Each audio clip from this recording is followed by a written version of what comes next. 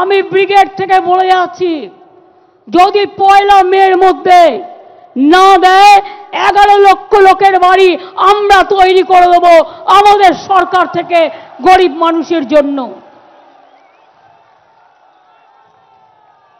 বাংলা আত্মনির্ভর হবে তখনই যখন আপনি বাংলাকে জেতাবেন।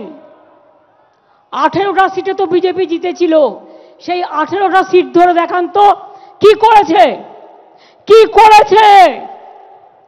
যে মেট্রোটা এসে উদ্বোধন করছে ওটা আমার করে দেওয়া, টাকাও আমি দিয়ে গেছি, আর উনি ফিতে কাটছেন। লজ্জা করে না? 18টা এমপি জিতিয়েছিলেন বাংলার মানুষ, তারপর থেকে অত্যাচার শুরু করেছে। 2021-এ দেখেছেন অত্যাচার, সব বন্ধ করে দিয়েছে বাংলার। আমাদের টাকা নিয়ে যাচ্ছে, আর আমাদের টাকা আমাদের ফেরত দিচ্ছে না।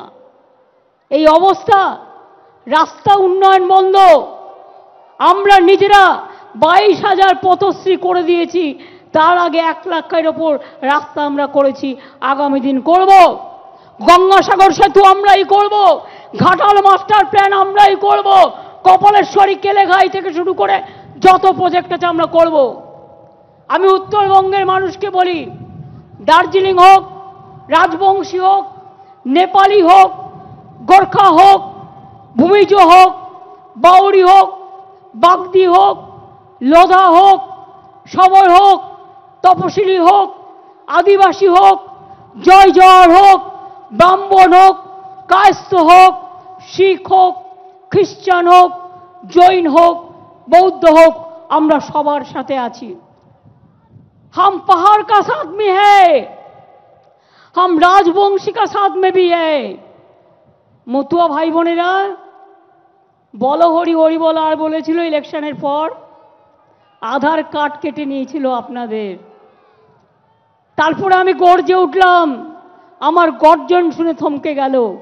ইলেকশনের আগে বলবে কে দেবো, কে দেবে না, ওটা ব্যয় দেবে, তার মানে ব্যাকআউট করবে, এবং ইলেকশনের পরে আপনাদের সব কেড়ে নেওয়া হবে আর ওপার বাংলায় পাঠিয়ে দেওয়ার চেষ্টা করা হবে। কিন্তু আমরা আপনাদের শেল্টার দেব, আমরা আপনাদের কাউকে ডিটেনশন ক্যাম্পে যেতে দেব না,